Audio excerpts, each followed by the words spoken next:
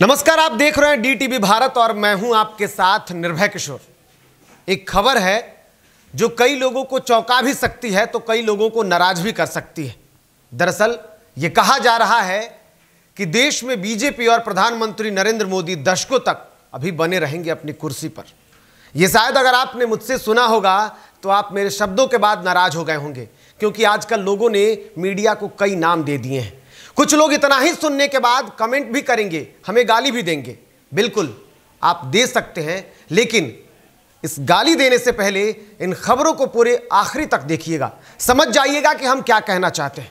दरअसल देश में प्रधानमंत्री नरेंद्र मोदी बने रहेंगे ये हम नहीं कह रहे हैं, बल्कि ये राजनीति के रणनीतिकार प्रशांत किशोर कह रहे हैं और उनका ये दावा है। प्रशांत किशोर का एक वीडियो वायरल हो रहा है और उसके बाद सियासी समीकरण बदलने की बात कही जा रही है। इसके बाद लोग ये कह रहे हैं कि अभी मोदी दशकों तक बने रह सकते हैं।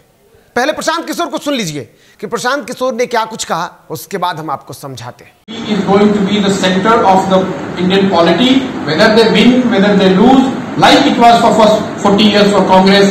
BJP is going nowhere. Once you secure 30% plus vote at India level, you are not going away in a hurry. So do not ever get into this trap that people are getting angry and they will throw away Modi. Maybe they will throw away Modi, but BJP is not going anywhere. They are going to be here. You have to fight it out for next many decades. It's not going in a hurry. So that is where the problem lies with Rahul Gandhi probably. He thinks it's just matter of time when people will throw him away. That's not happening. So coming to Goa. तो बिल्कुल आपने सुन लिया प्रशांत किशोर को कि क्या कुछ वो कह रहे हैं। उन्होंने जो समीकरण बनाया है, जो बातें कही हैं, हालांकि उन्होंने कटाक्ष भी जरूर किया है, लेकिन उसके बावजूद भी जो मोदी समर्थक हैं वो तो खुश हैं, लेकिन बाकी अन्य विपक्ष की पार्टियां जो है वो नाराज है प्रशांत किशोर से। और इसको लेकर के सोशल मीडिया पर कई सारी बातें कही जा रही हैं। ये वीडियो जो है वो लगातार वायरल हो रही है। लेकिन प्रशांत किशोर ने जो दावा किया है, उन्होंने एक बातें कही है। उन्होंने कहा है कि जिस भी पार्टी ने देश में अगर 30% वोट हासिल कर लिया तो वो दशकों तक बनी रह सकती है देश में। एक तरफ कांग्रेस को लेकर के उन्होंने कहा कि कांग्रेस लंबे वक्त तक बनी रही, लेकिन धीरे धीरे लोगों ने उनसे किनारा कर लिया। राहुल गांधी पर भी उन्होंने बखूबी हमले बोले। कुछ लोग शायद नहीं समझ पाए होंगे क्योंकि प्रशांत किशोर ने अंग्रेजी में बोला है। दरअसल जिस तरीके की तस्वीरें बनी हैं, इस वीडियो के बारे में जो बताया जा रहा है, ये वीडियो बुधवार की है। टीएमसी यानी कि तृणमूल कांग्रेस की तैयारी को लेकर के गोवा पहुंचे प्रशांत किशोर एक कार्यक्रम में थे और इस दौरान उनसे कई सारी बातें की गई। उसी के दौरान ये वीडियो शूट किया गया है और उसके बाद अब ये सोशल मीडिया में सुर्खियां बन गई हैं।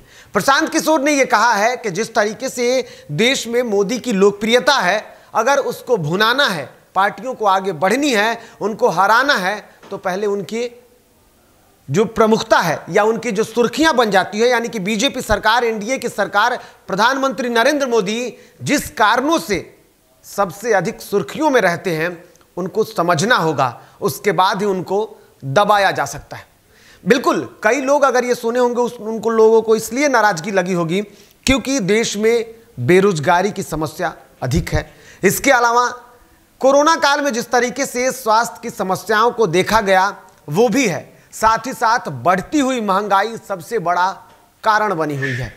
इसको लेकर के लगातार केंद्र सरकार पर हमले बोले जा रहे हैं। किसान एक तरफ अलग विरोध कर रहे हैं। कई कारण हो सकते हैं, लेकिन इन सारी समस्याओं के बाद, केंद्र सरकार पर लगने वाले इन सारे आरोपों के बाद, अगर ये कहा जाए कि पीएम मोदी दशकों तक बने रह सकते हैं या बीजेपी देश में हार या जीत के बाद भी दशकों तक बनी रह सकती है, तो ये सोचने वाली बात है कि आखिर में किस पैमाने पर प्रशांत किशोर ने एनडीए को, प्रधानमंत्री मोदी को या बीजेपी को तौला है। ये तो वही बता सकते हैं। लेकिन जिस तरीके से प्रशांत किशोर की एक लोकप्रियता है, एक उनकी अलग पहचान है, बखूबी प्रधानमंत्री नरेंद्र मोदी को पहली बार कुर्सियों पर बैठाने तक की जिम्मेदारी प्रशांत किशोर ने संभाली है। बिहार ही नहीं बल्कि बंगाल में जो चुनाव हुए, हालिया चुनाव में भी उन्होंने परिणाम देकर के दिखा दिया है। ये अलग बात है कि यूपी में भी उन्होंने कांग्रेस को संभालने की कोशिश की, लेकिन सब कुछ बेहतर नहीं रहा। अब भी प्रशांत किशोर ये दावा कर रहे हैं। ये दावा कितना सत्य होता है ये तो देखना होगा। लेकिन इन सारे दावों के बीच में जो बातें सामने हैं वो यही है कि क्या सच में मोदी की लोकप्रियता अभी कम नहीं हुई है? क्या सच में एनडीए की सरकार अभी आने वाले अन्य जो दिन हैं अभी और आगे, यानी कि जो आगे चुनाव होने वाले हैं, जो सरकार बनेगी, क्या सच में प्रधानमंत्री नरेंद्र मोदी अभी देश के सिरमौर रहेंगे? अभी वो लाल किले की प्राचीर से देश को सपने दिखाएंगे?